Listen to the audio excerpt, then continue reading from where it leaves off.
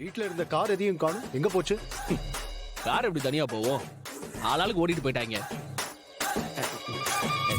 Sorry மாமா, சத்தியமா எல்லா காரையும் நம்ம வீட்டு ஆளுங்க தான் மாமா எடுத்துட்டு போயிட்டாங்க. இந்திராணி ஆபீஸ் போயிட்டாளா? ஆமா மாமா, அவங்க இன்னைக்கு சீக்கிரமாவே கிளம்பி கார் எடுத்துட்டு போயிட்டாங்களே. கபிலன் காரையும் காணும். மச்சானு சீக்கிரமாவே கிளம்பி கார் எடுத்துட்டு போயிட்டாரு. ஒரு கார்ல பொண்ணி காலேஜுக்கு போயிட்டா. அப்ப ஏன் கார் எங்க? அதுலதான் செல்வநாயகி அத்தையும் ரித்திகா சிஸ்டரும் ஷாப்பிங் போயிட்டாங்களே. அதுக்குதான் வீட்டுக்குன்னு ஒரு கார் இருக்குல்ல. அதான் சர்வீஸ் போயிடுச்சுல.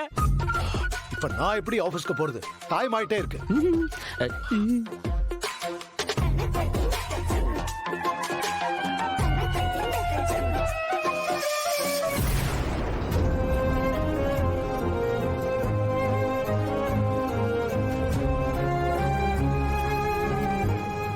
மாம்சு, என்னாச்சு?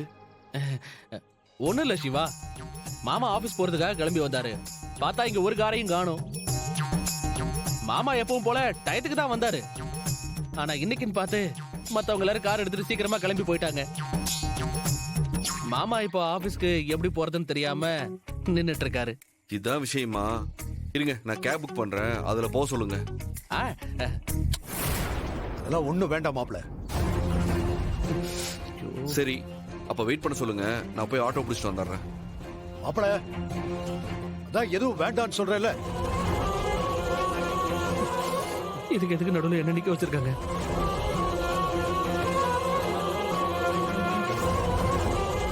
மாப்ள, மாமா, உன்னையே போற வழியில என்ன ஆபீஸ்ல டிராப் பண்ண சொல்லுங்க.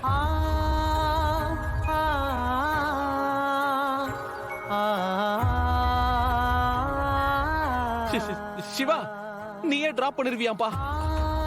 மாம்ஸ், அவர் சொன்னது எனக்கு சரியா கேட்கல. இன்னொரு தடவை சொல்லுங்க. இப்ப வேற நேரம் காலம் தெரியாம அவனையே போற வழியில என்ன ஆபீஸ்ல டிராப் பண்ண சொல்லுங்க. ஏப்பா, இப்ப உனக்கே கேட்டுச்சுல்ல?